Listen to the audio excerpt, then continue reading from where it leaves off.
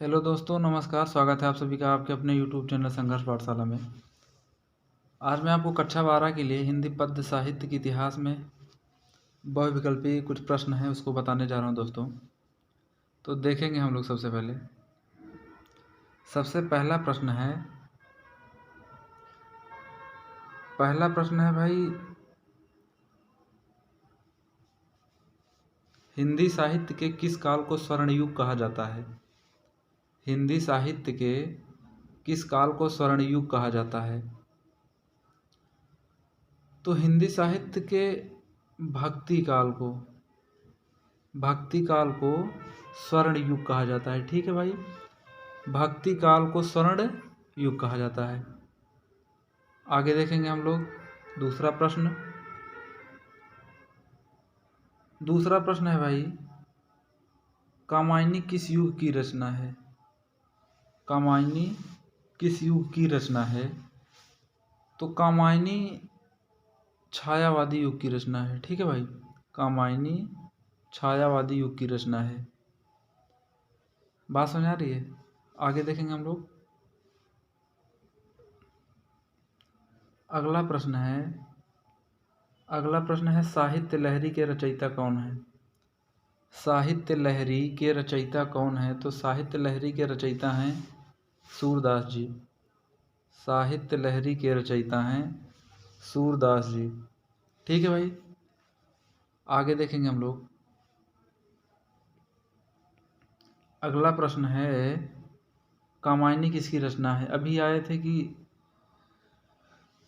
किस युग की रचना है। इसके पहले जो प्रश्न आया था, एक दो प्रश्न के पहले जो आया था, वो उसमें पूछा गया था कि किस युग की रचना है। इसमें पूछा गया है कि किसकी रचना है। ठीक है, तो ये इम्पोर्टेंट है भाई। ये जयशंकर प्रसाद जी की रचना है।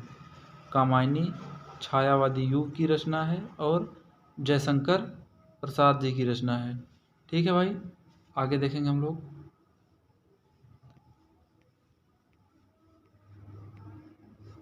ये भी महत्वपूर्ण प्रश्न है, हिंदी साहित्य के किस काल को श्रृंगार काल कहा जाता है? तो ये कहा जाता है रीति काल को। श्रृंगार काल कहा जाता है रीति काल को। ठीक है भाई,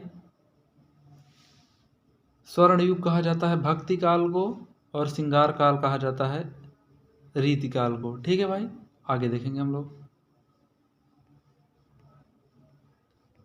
अगला प्रश्न है, छायावादोत्तर काल के कवि हैं। छायावादोत्तर काल के कवि हैं, तो इसमें हैं सूर्यकांत त्रिपाठी निराला जी।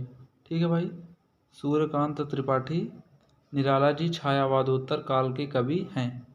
आगे देखेंगे भाई हम लोग। यामा किसकी रचना है? ये भी इम्पोर्टेंट है। ये है महादेवी वर्मा जी की रचना। ठीक है, यामा महादेवी वर्मा जी की रचना है। ठीक है भाई, ये भी इम्पोर्टेंट रचना है। तो आप लोग ये सारी चीज़ें लिख लीजिएगा कॉपी में, जिससे कि आपको एग्ज़ाम के समय पढ़ने में अच्छा रहे। इम्पोर्टेंट तरीके ऐसे नोट डाउन कर लीजिएगा बढ़िया। जो इम्पोर्टेंट रचना है वैसे भी कोशिश करिएगा सब लिख लीजिएगा। विनय पत्रिका के रचनाकार हैं, विनय पत्रिका के रचनाकार हैं तुलसीदास। ठीक है भाई, विनय पत्रिका के रचनाकार हैं तुलसीदास। लगभग इसमें जो मैं लिया हूँ सब इम्पोर्टेंट रखने की ही कोशिश किया हूँ। ठीक है, आप लिख लीजिएगा, लगभग कोशिश करिएगा कि सब कुछ लिख लीजिएगा जितने प्रश्न मैं बता रहा हूँ। ठीक है भाई, आगे देखेंगे हम लोग। बीजक किसकी रचना है? ये भी इम्पोर्टेंट है भाई। बीजक किसकी रचना है? ये है कबीरदास की। बीजक किसकी रचना है? ये कबीरदास जी की रचना है। ठीक है, ठीक है भाई, लगभग हो। हाँ, एक प्रश्न और है। अच्छा भी, हिंदी का प्रथम कवि किसे माना जाता है?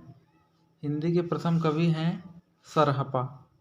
हिंदी के प्रथम कवि हैं सरहपा। ठीक है दोस्त, आप ये सारे प्रश्न लिख लीजिएगा, नोट डाउन कर लीजिएगा कॉपी में। ठीक है भाई, जिससे कि पेपर के समय में आपको याद करने में आसानी हो, अच्छे तरीके से रिवीजन भी कर सकें इसका।